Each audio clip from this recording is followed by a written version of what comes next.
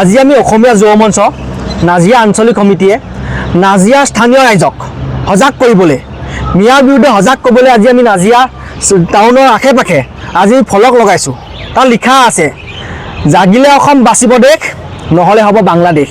আৰু সঁচাকৈয়ে নাজিয়াখন অসমখন বাংলাদেশ হ'বলৈ গৈ আছে। আপোনালোকে জানে আজিৰ তাৰিখত নাজিয়া লগত বহুতো সন্দেহযুক্ত লোকে আপোনাৰ যি ভগাল ধৰা চলাই ডেম্পত আছে। আমি সেইসকল ব্যক্তিক 3 দিনৰ সময় বান্ধি দিছোঁ। সেই 3 দিনৰ ভিতৰত যদি নাজিয়া নগৰ যি ত্যাগ নকৰ তহঁতক য'তেই পাম ঠেং ভাঙি দিশত উটুৱাই দিম, দিশৰ পৰা ব্ৰহ্মপুত্ৰত গৈ পৰি ডাইৰেক্ট বাংলাদেশ পাবিগৈ। একদম স্পষ্ট কথা। আৰু আজি নাজিয়াত এই যিসকলে এইবোৰ আপোনাৰ ভগাল ধৰা চলাই থাকে এইসকল লোকে কি কৰে দিনত চাই ফুৰে আৰু ৰাতি হ'লে চুৰ কৰে। সিদিনাখন নাজিয়া নগৰৰ মাছমজিয়াত নিশা 7 বজাত ঠেলাৱালা ঘূৰি ফুৰিছে। এতিয়া আমি ক'ব বিচাৰিছোঁ নিশা 7 বজাত আচলতে তেওঁৰ কাম কি? এই নিশা 7 বজাত যে নাজিয়া নগৰৰ মাছমজিয়াত ঘূৰি ফুৰিছে বস্তু বিচাৰি, নিশা 7 বজাত এটা কাম কি? এহেঁতি আজি নাজিয়া নগৰত চুৰ কৰিছে। কাইলৈ পৰহিলে নাজিয়া আচলতে ওচৰে পাজৰে কোনো মানুহ থকা সুযোগ লৈ লাগিলে আপোনাৰ খিলঞ্জীয়া হিন্দুৱে হওক মুছলমানেই হওক আমাৰ আই মাতৃসকলক আমাৰ বাই ভনীসকলক ধৰ্ষণ কৰিব। আৰু ধৰ্ষণ কৰি যেতিয়া বাংলাদেশ পলাই যাব তেতিয়া বিজেপি চৰকাৰক অসম পুলিচক গালি পাৰিলে নহ'ব। আৰু এইটো কাৰণে আমি নিজে সজাগ হ'ব লাগিব।